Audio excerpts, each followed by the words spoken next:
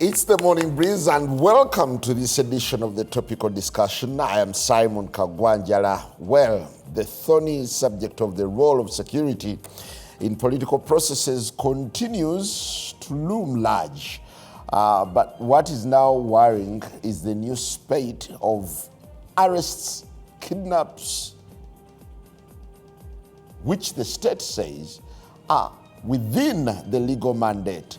The most recent casualty of the arrests, what you would call a kidnap, is Doreen Kaija, the head of the Noop Leadership Institute, who was whisked off in broad daylight by men both in uniform and plain clothed. But just last week, the army spokesperson, General Felix Kulaije, came out and said, the state does not abduct. So the big question remains, who abducts? Perhaps is it time the country discussed the manner of arrests? Does it amount to abduction or something else? I will be engaging this morning Counsel Kalali, a human rights lawyer. Counsel Stephen Kalali is already with us in the studio, and General Felix Kulaije is also on the way. He will be coming to speak for and on behalf of the Ministry of Defense and Veteran Affairs. Counsel Kalali, good to have you this morning. Thank you. Good morning to our viewers. So what's at the center of the contention here? Because the army has come out and said, for instance, the people who are being arrested currently are wanted for offenses committed when they mounted a military parade in contravention of the penal code. Yeah. Well, of course, I wouldn't much dwell on their so-called military drilling or that offense they are charging unconstitutionally Ugandans with, because between you and me, Simon, that's an offense of the 1950s. It was, yeah, but it's still on the books. Yes, very true. And we have the Constitution.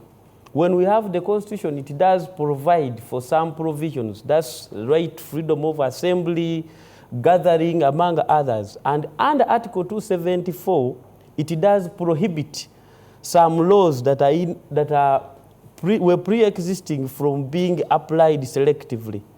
It's so unfortunate that the whites, when they brought those laws, they were worried about Africans, perhaps gathering, and they thought they would usurp the government by then.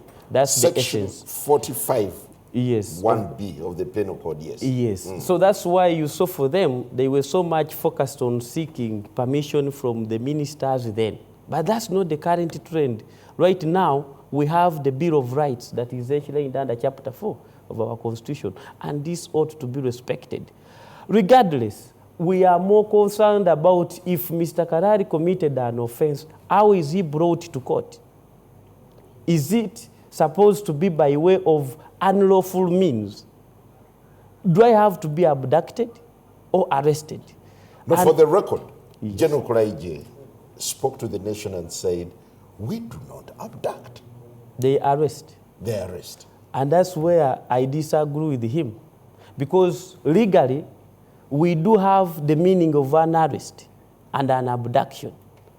We are so lucky that the whites by then, they came up with the Criminal Code Procedure Act. We also have the Police Act. These laws do clearly lay down how you conduct an arrest. You are supposed to explain to Mr. Karari that you are needed ABCD up to Z. That is, if you're looking at an arrest warrant. And if that arrest warrant is there, you explain to me the reason why and where you're taking me. And if I don't comply, that's when you may use some reasonable force and take me to a gazetted center. What we are seeing in Uganda, why we call it an abduction is an act of depriving me of my freedom by someone who is unauthorized. Unauthorized personnel. You take me to a place that is not gazetted as a detention center. And then you keep me incommunicado for over 48 hours.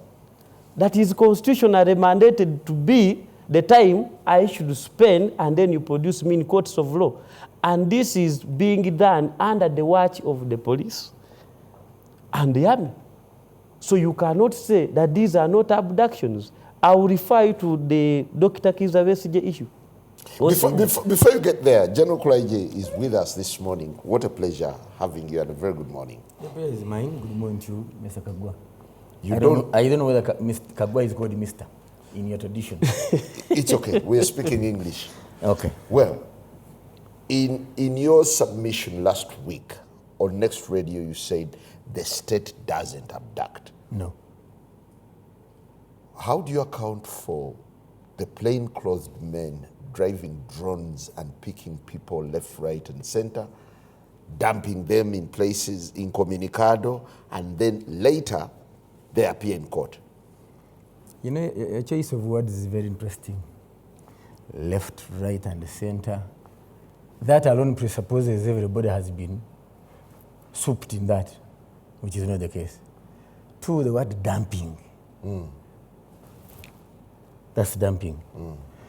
The last time I checked, people who are abducted never appear in courts of law. They actually disappear. If you think I'm lying to you, show me the late Beni Chiwanuka. Show me Chibalama. Or show me which Chibalama. Show me Chibalama. Which Chibalama? Who actually became a subject of debate on the floor of Parliament. Actually, I can tell you from a reliable source, Chibalama is out of this country. Chibalama is out of this country, so do not divert me. Did you fly him out? No, he flew himself out with connivance of those who claim he disappeared. So do not divert me. I am answering what I found the council talking about. Okay. Talk about abduction and arrest. Arrest, you see, the state arrests. The difference emerges from the methodology. So are we discussing methods, or are we discussing the ability of the state to actually defend itself, protect itself, and protect the citizens? I always love it when people rush to the Bill of Rights and they forget Article 17 that talks about the duties of the citizen. You and I have duties to the state and to the country. Before we get and the blessed lawyers never remember to talk about it, whether selectively, through selective amnesia, or deliberately. What is abduction? By description, abduction is the action of taking someone away by force or deception. Isn't it what your men in uniform do? Some uniformed, some non-uniformed. In case you forget, the only entity that has a right to means of violence is the state. Continue. Unfortunately, in our constitution, it doesn't. I'm sorry to tap in a bit. Okay, quote me from the law which gives another person the right to have means of violence. No. That's why we have Article 44 in our constitution. Where is the state allowed to be violent? Yes, I would seek for a legal provision that says the state, the Republic of Uganda's government has a right Gentlemen, let me tell you. to exercise violence over citizens. Otherwise, No. I did not use the word exercise violence. I said the right to means of violence. Number one. Number two, the day the state loses that monopoly, that state is no more. Number three, I believe as a lawyer you have gone to school. Realists, philosophers that you are, yes, Thomas Hobbes, Plato, who are very quoted in the academia, say nature is brutal, nasty, and it is chaotic.